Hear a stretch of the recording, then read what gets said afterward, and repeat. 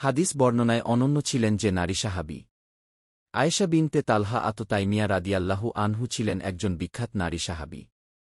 ৭ম হিজরিতে তিনি জন্মগ্রহণ করেন।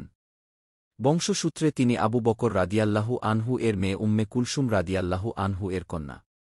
সে হিসেবে তিনি উম্মুল মুমিনিন আয়েশা রাদিয়াল্লাহু আনহু এর বোনের মেয়ে। তাছাড়া খ্যাতনামা সাহাবী তালহা বিন উবায়দুল্লাহ রাদিয়াল্লাহু আনহু ছিলেন তার সম্মানিত পিতা। ফলে বংশমর্যাদায় তিনি উভয় দিক দিয়েই শ্রেষ্ঠ ছিলেন। বিখ্যাত এই নারী সাহাবীর ছোট সময় থেকেই হাদিসের প্রতি বিশেষ গুরুত্ব ছিল।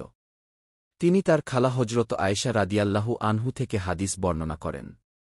আর তার থেকে হাদিস বর্ণনা করেন তার 4 ভ্রাতুষ্পুত্র যথাক্রমে তালহা বিন ইয়াহিয়া, মুয়াবিয়া বিন ইসহাক, মুসা ও উবায়দুল্লাহ বিন ইসহাক, হাবিব বিন আবি আমরাহ, ফুজাইল ফাকিমি রহমাতুল্লাহ আলাইহি প্রমুখ। হাদিস বর্ণনার জগতে তিনি ছিলেন নির্ভরযোগ্য রাবী। ইয়াহিয়া বিন মাইন রহমাতুল্লাহ আলাইহি তাকে হাদিস বর্ণনায় নির্ভরযোগ্য নারী হিসেবে গণ্য করেছেন। এমনকি হাদিসের নির্ভরযোগ্য কিতাব সুনানে নাসাই ও মুয়াত্তা মালেকে তার থেকে বর্ণিত হাদিস রয়েছে।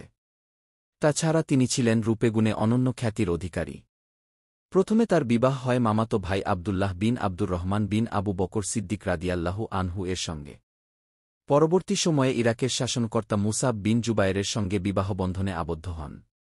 তিনি বিয়েতে মোহর হিসেবে 1000 স্বর্ণমুদ্রা ধার্য করেন।